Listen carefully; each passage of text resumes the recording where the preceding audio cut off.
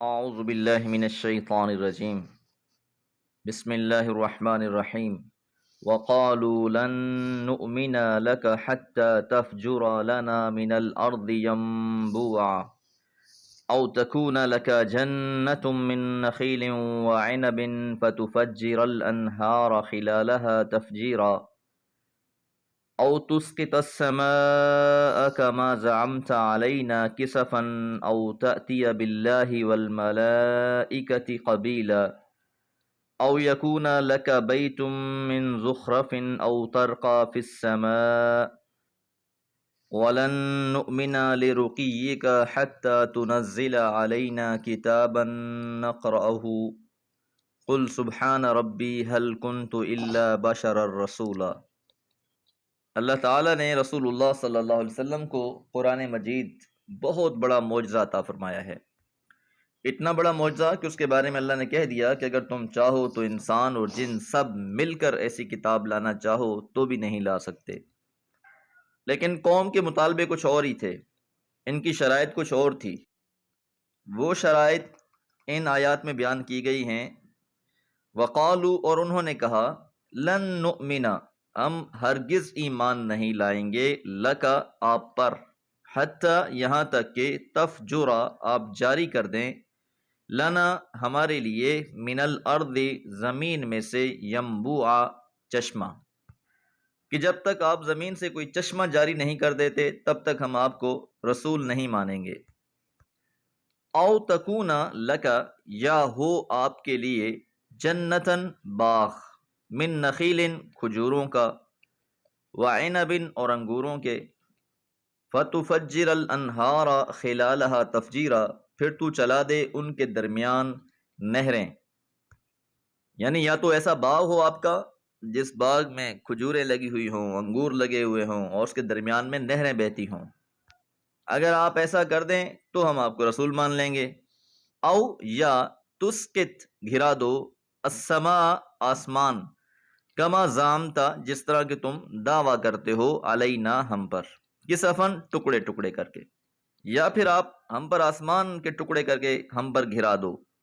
او تأتی باللہ، یا آپ لے آؤ اللہ تعالیٰ کو، والملائکتی، اور فرشتوں کو، قبیلہ، ہمارے سامنے، کہ ہمارے سامنے اللہ تعالیٰ کو لے آئیں، فرشتوں کو لے آئیں، پھر ہم آپ کو یہ نبی مانیں گے، وگرنہ ہم آپ کو نبی نہیں مانتے۔ او یکون لکا بیتم من زخرف، او، یا یکون، ہو، لکا، آپ کے لیے، بیتن، گھر، من زخرف، سونے کا، آپ کا گھر انتہائی عالیشان ہو، سونے کا اور خوبصورت بنا ہوا ہو، تب ہم آپ کو رسول مانیں گے۔ او ترقی فی السماء، یا آپ آسمان پر چڑھ جائیں۔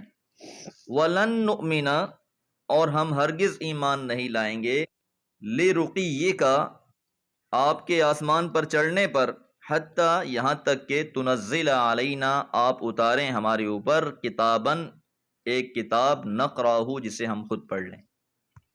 تو یہ مخالفین کے مطالبات تھے جن کو یہاں بیان کیا گیا ہے، جن کو وہ حضرت صلی اللہ علیہ وسلم کی رسالت کی تصدیق کے لیے بطور شرط پیش کر رہے تھے کہ ان کے دیکھتے ہی دیکھتے زمین میں سے ایک چشمہ جاری ہو جائے، یا یہ کہ آپ کے پاس کھجوروں اور انگوروں کا ایک باغ ہو اور اس کے بیچوں بیچ نہریں بہتی ہوں، یا یہ کہ آپ ہم پر آسمان کے کچھ ٹکڑے گرا دیں جیسا کہ آپ کا دعویٰ ہے، یا یہ کہ اللہ اور فرشتوں کو ہمارے سامنے لے آئیں تاکہ ہم انہیں دیکھ لیں، یا یہ کہ آپ کے پاس سونے کا مکان ہو، یا آپ ہماری آنکھوں کے سامنے آسمان پر چڑھ جائیں اور ہم آپ کے اس آسمان پر چڑھنے کو بھی اس وقت تک باور نہیں کریں گے جب تک آپ وہاں سے ہم پر کوئی کتاب نہیں اتاریں گے۔ تو ان سارے مطالبات کے جواب میں اللہ تعالیٰ نے اپنے پیغمبر سے کہلوایا، قل، کہہ دیجئے، سبحان ربی، میرا رب تو پاک ہے، کہ میرا رب تو ہر قسم کے شرک سے پاک ہے۔ یہ جو تم مطالبے مجھ سے کر رہے ہو یہ تو سب اللہ کے اختیار میں ہیں، میں کوئی اللہ تعالیٰ کی خدائی میں شریک تو نہیں ہوں اور نہ ہی کوئی شرکت کا دعوے دار ہوں کہ میں یہ سارے کام کر سکتا ہوں کہ جس کی بنا پر تم مجھ سے یہ مطالبے کر رہے ہو۔ حل کنتو، نہیں ہوں میں، الا مگر بشرن بشر رسولا رسول، تو میرا رب تو ہر قسم کی شرکت سے منزہ، عرفہ اور بالا تر ہے۔ میں تو صرف ایک بشر ہوں اور اللہ کا ایک رسول ہوں۔ رسول کی حیثیت سے میرا فریضہ صرف یہ ہے کہ میں تم کو اللہ کا پیغام پہنچا دوں۔ ان کاموں میں سے کوئی ایک کام بھی کر دینے کا اختیار صرف اللہ ہی کا ہے۔ اعجاز قرآن دیکھیے کہ سارے مطالبوں کا کس خوبصورتی کے ساتھ جواب دے دیا گیا ہے اور کتنا جامع اور معنی ہے۔ یاد رہے، سبحانہ جو لفظ ہے، سبحان اللہ، یہ عمومی طور پر قرآن مجید میں اللہ تعالیٰ کی تنزیہ بیان کرنے کے لیے آتا ہے۔ جہاں پر بھی کوئی شراکت، شرک کا تذکرہ ہو، وہاں پر لفظ سبحان استعمال ہوا ہے۔ سبحان اللہ عما یشرکون، اللہ تعالیٰ پاک ہے ان سے جنہیں یہ اللہ کا شریک بنا رہے ہیں۔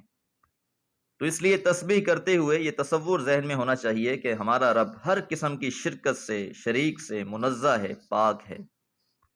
دعا ہے اللہ تعالیٰ رسول اللہ صلی اللہ علیہ وسلم کی محبت اور اطاعت نصیب فرمائے۔ وما علیہ الا البلاغ۔